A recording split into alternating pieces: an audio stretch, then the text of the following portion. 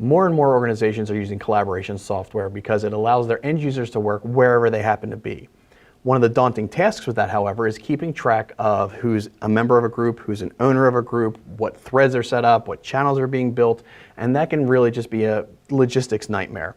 But one of the things that Access Rights Manager does really, really well is connect directly to Microsoft Teams and let you manage it there. Let me show you how that works. Since today we're going to specifically talk about Teams, we'll start with Resources. And then select our Teams connectors. And here's our team.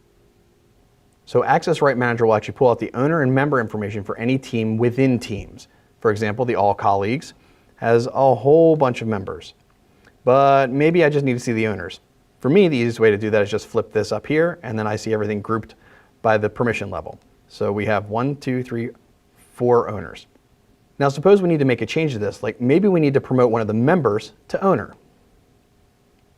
You can do that by right-clicking on the team, modifying the access rights, and then just drag and drop. You see that Fox will be removed from the members list and put into the owners list.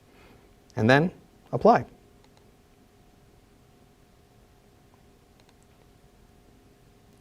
And just like every permission change in Access Rights Manager, we want to have a full audit trail. We can execute that right now, in the background, during the overnight, scheduled, or we can save it for scheduling at another time. But we're just going to go ahead and run it immediately. In addition to modifying permissions within a team, you can also create teams and create channels within teams. Just right-click, select Create a Team, or if you select a specific team, you can create a channel.